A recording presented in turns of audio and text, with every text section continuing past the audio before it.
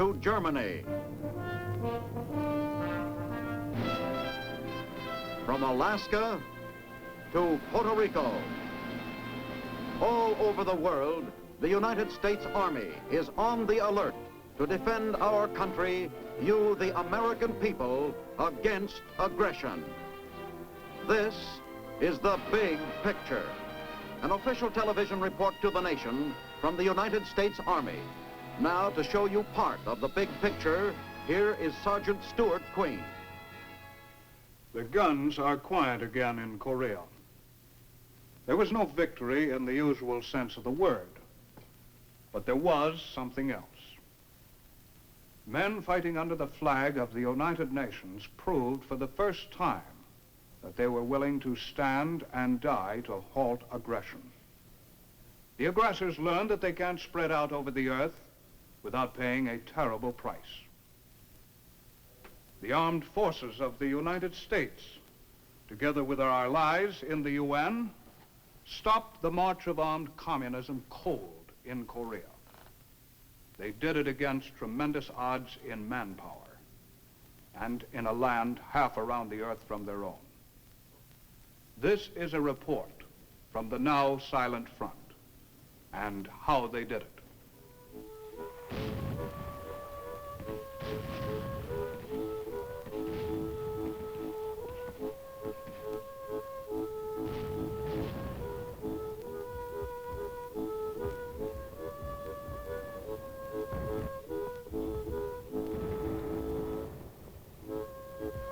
This is the hill.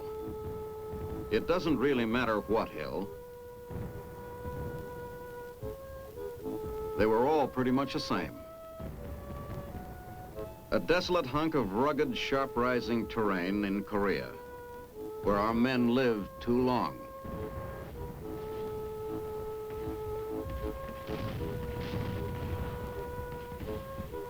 Or maybe died too soon.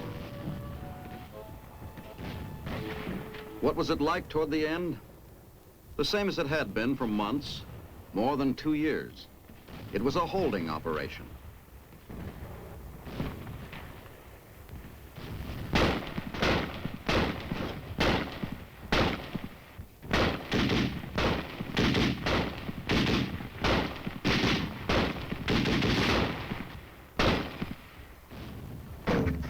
Probably the last spot on Earth they wanted to be, that hill. But nobody was going to push them off it. It was danger, patrol, 9, 10, 20 men going out to contact the enemy. 9, 10, 20 men coming back, because the deal was you all came back or none of you did, whichever way the ball bounced. It was boredom, digging the trenches deeper, piling the sandbags higher, thicker. It was just about the biggest thing in a man's life, mail call.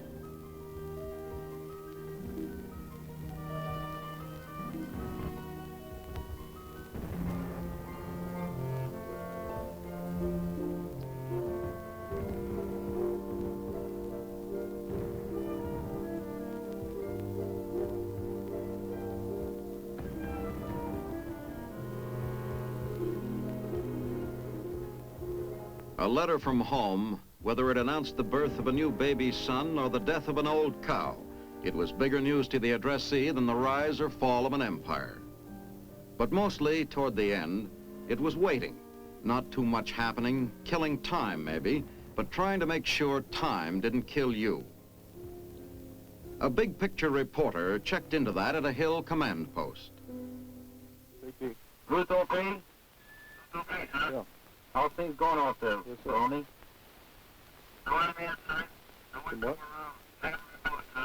You ain't had no rounds in since this morning, huh? No, I have to get them through supply. Right.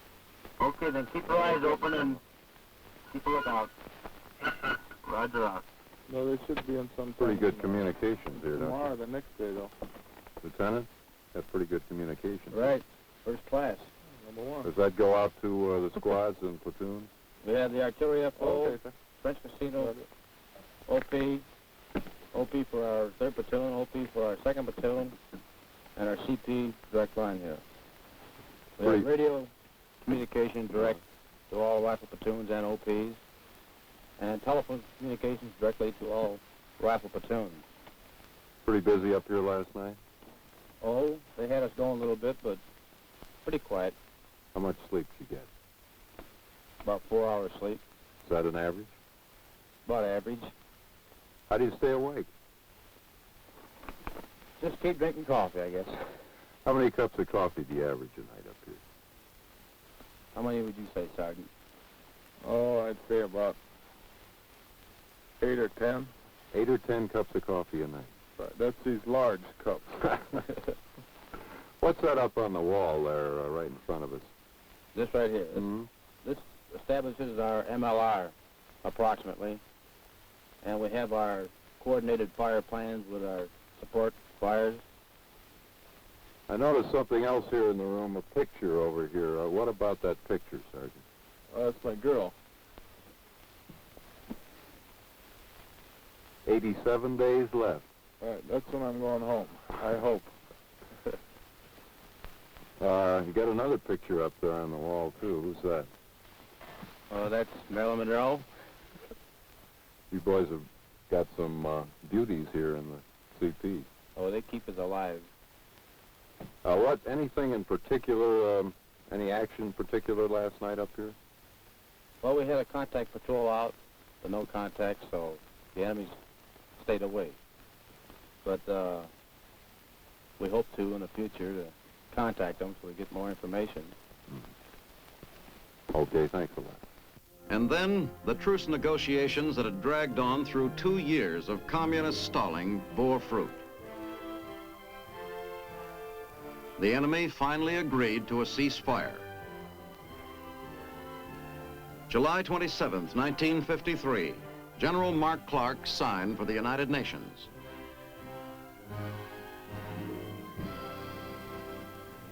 We have stopped the shooting. That means much to the fighting men and their families, and it will allow some of the grievous wounds of Korea to heal. Therefore, I am thankful. It is, however, only a step toward what must yet be done. The task now is to put the ceasefire agreement into full effect as quickly as we can and get down to working out an enduring settlement of the Korean problem. I cannot find it in me to exult in this hour. Rather, it is a time for prayer, that we may succeed in our difficult endeavor to turn this armistice to the advantage of mankind. If we extract hope from this occasion, it must be diluted with recognition that our salvation requires unrelaxing vigilance and effort. And there wasn't much of a celebration with the coming of the truce, unless you'd call Operation Big Switch that, the liberation of thousands of United Nations personnel who had become prisoners of the enemy. Maybe you found some exultation there in the tired eyes and drawn faces and sometimes tortured minds and bodies of the men who were freed.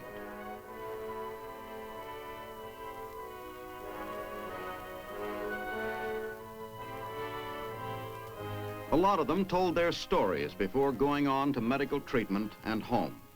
In the roadblock at Connery on the night of November 30th, there was a sharp engagement, and I was to bring in the administrative trains. We never did get through. After we abandoned vehicles, we started out on foot to walk through. My name is Major John Dozier, Richmond, California.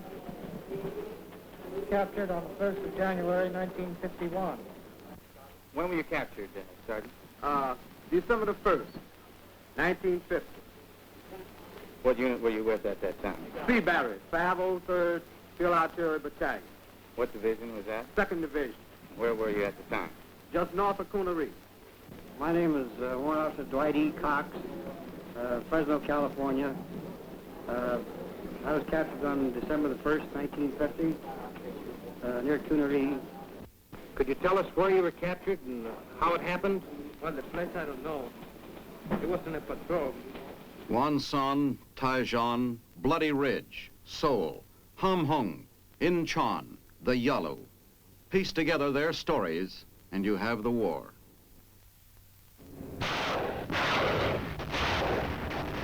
I'm a fighter pilot. We got in there first. Same day the UN called for help in South Korea. Together with bombers stationed in Japan, we helped slow them down a bit, till ground troops could hustle over to Korea.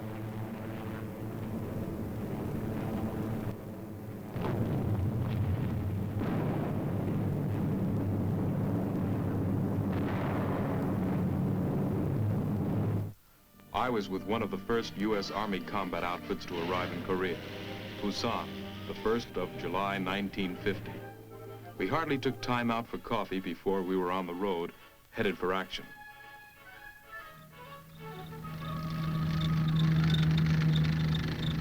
It didn't take long to catch up with it. The front was moving our way.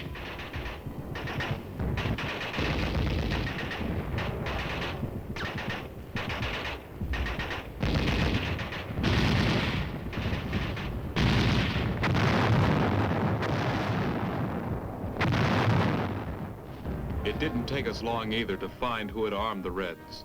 Captured tanks, vehicles, guns, made in Russia. We just didn't have enough stuff in Korea yet to stop the advance. But after they overran us at Osan, we moved on to reinforce the key city, Daejeon, to try to hold its defenses. Stall for time.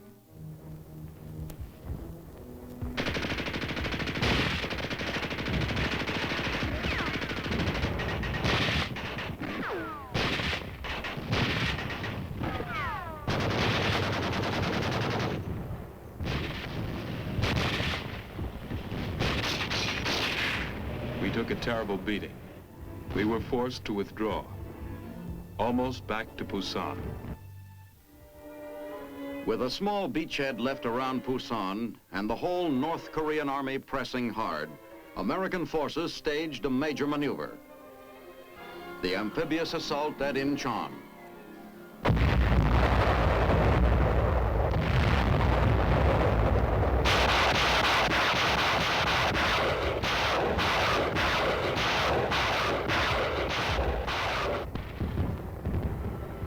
I was there at Incheon. The Navy gave it to them good. Then we moved in and ashore.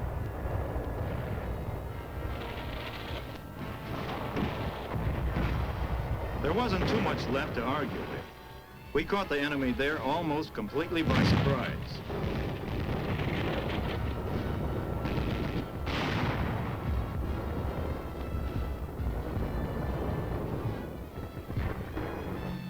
And then we hit the road for Seoul, the captured capital of South Korea. The whole idea was to hit hard and fast. Keep moving so the North Korean army couldn't readjust itself to the Incheon end run. 9 days after the first landing, we were at the Han River just outside Seoul, and crossing in force against rough resistance.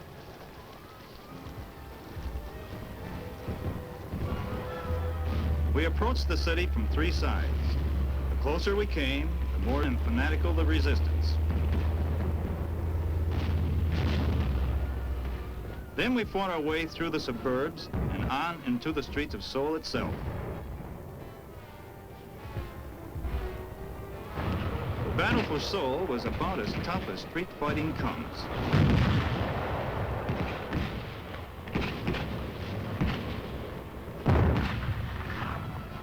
We had to blast them out from barricades, the tops of roofs, and basements. But just 11 days after we landed at Incheon, we finished up the liberation of Seoul. After Seoul, we linked up with forces that pushed all the way from Busan. Then we headed north along the coast. It was hard going at first. The enemy was stubborn.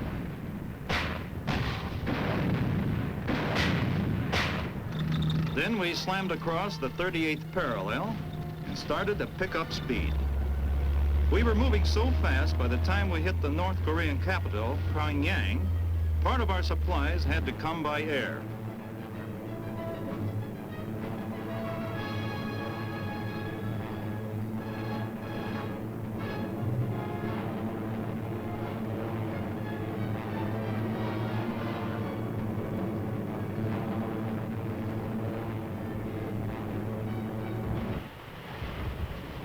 Communist army that had driven across the 38th parallel less than 5 months before was just about smashed, and we shoved right onto the Yalu River, borderline between Red North Korea and Manchuria in Red China. Yeah, on the banks of the Yalu, we figured the war was over. A little mopping up, and that would be it.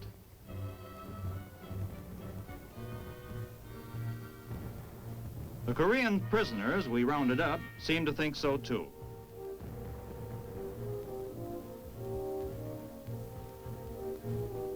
The fight was all gone out of them.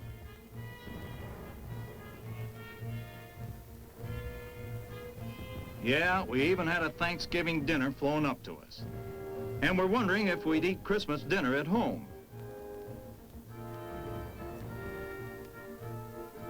Then, a whole new war started. The Chinese struck from Manchuria, about 250,000 of them. Withdrawal. We had to pull out. The troops on the eastern flank, around the Changchun Reservoir, headed back for the seaport of Hungnam.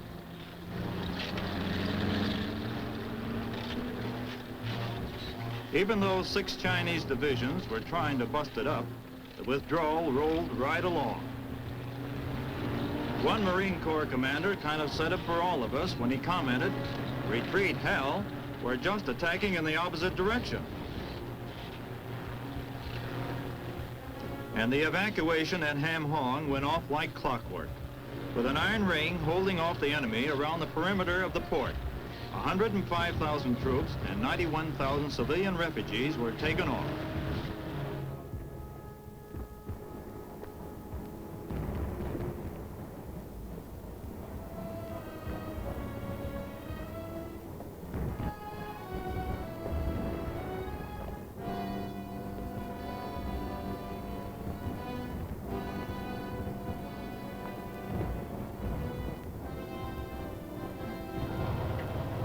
We saved more than 17,000 vehicles and 350,000 tons of equipment.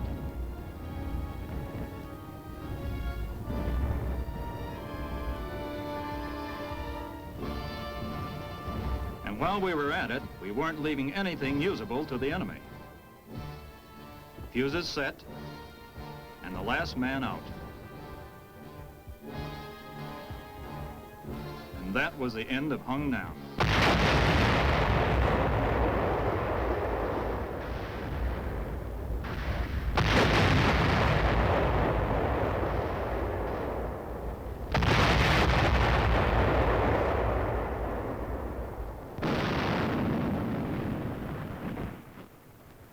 Falling back of the 8th Army from the western sector of the front was another masterpiece of withdrawal.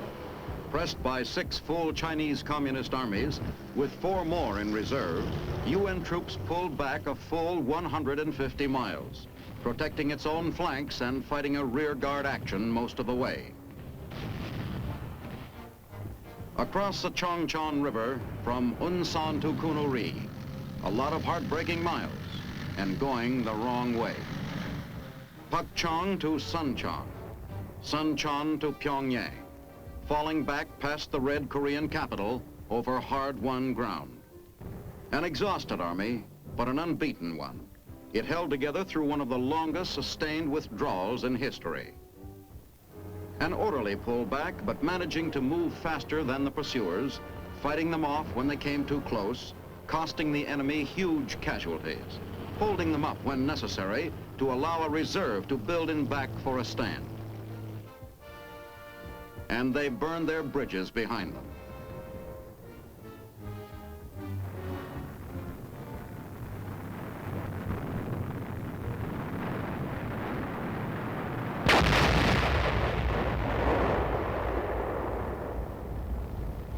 The hardest pill of all to take, back across the 38th parallel, the line the aggressor had violated to plunge the United Nations into an unwanted, ruinous war. Seoul, the capital of a free Korea, evacuated in the path of the enemy, bringing further tragedy to a stricken people who only wanted their liberty and peace.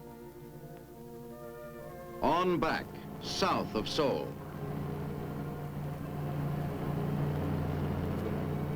And then, with the threat of being swept from all of Korea, the UN forces faced around at Wonju. The long withdrawal was over. The enemy had failed to turn it into a rout, and our army had escaped from the trap in fighting shape. Mines, guns, armor to make a stand. They took everything the enemy had to throw at them, and then they were ready to hit back. The middle of February 1951. Counteroffensive.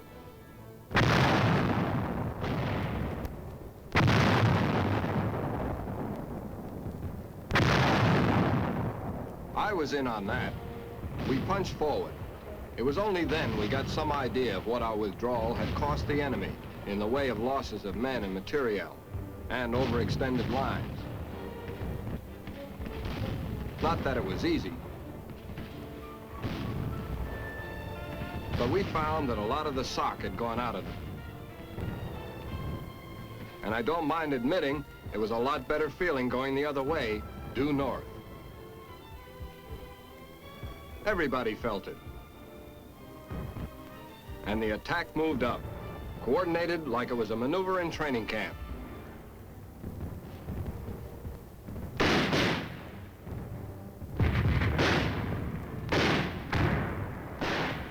Ground-air liaison, they used to call this back in the training manuals.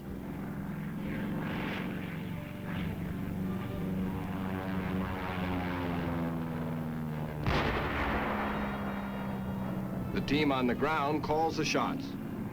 The Air Force delivers it. And it worked just fine. The artillery gave it to them round the clock.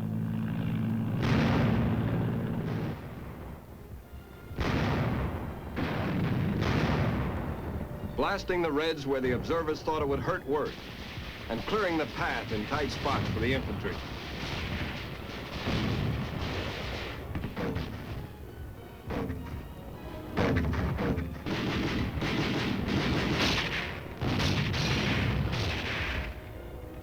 By the end of March '51, we were back across the parallel and retaking our positions in the hills north of Seoul.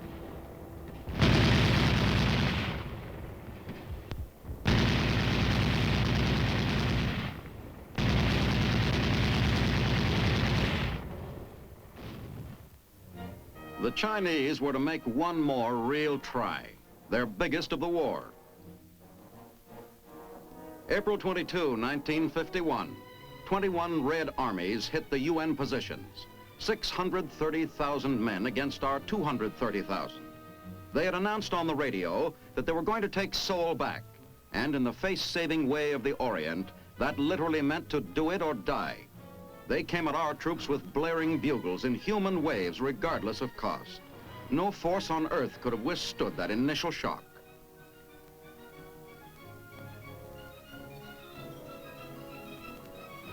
But at Seoul, we held.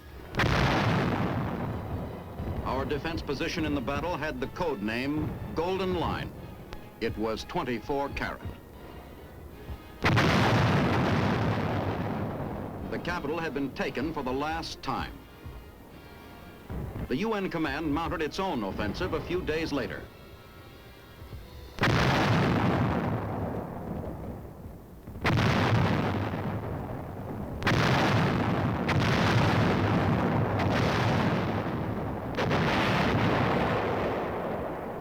The enemy was again forced back across the 38th parallel.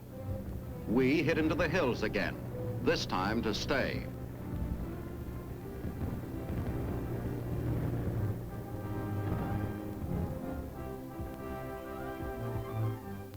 On 10 July 1951, Red officials met with United Nations representatives to talk about a truce. With the same senseless disdain for sacrifice of lives that started the war, the communists stalled through 2 years of bloody deadlock.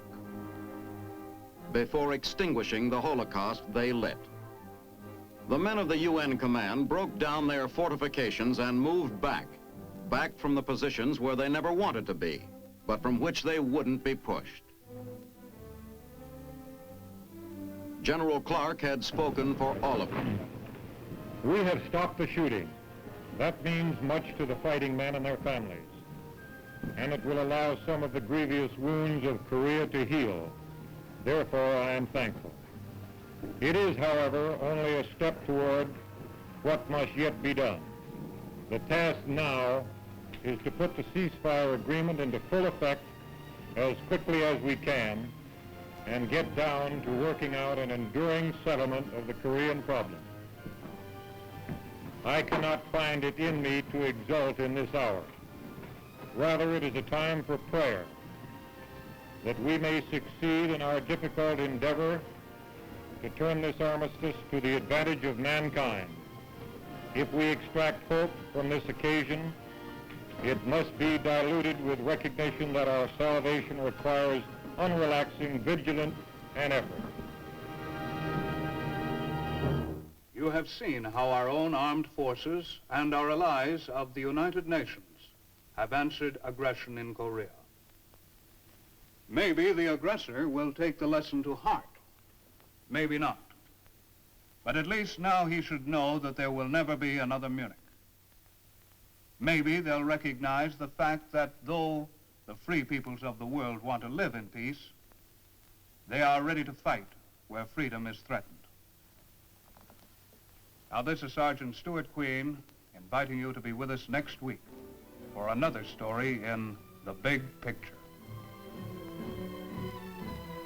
The Big Picture is a weekly television report to the nation on the activities of the Army at home and overseas. Produced by the Signal Corps Pictorial Center. Presented by the U.S. Army in cooperation with this station. You can be an important part of the big picture.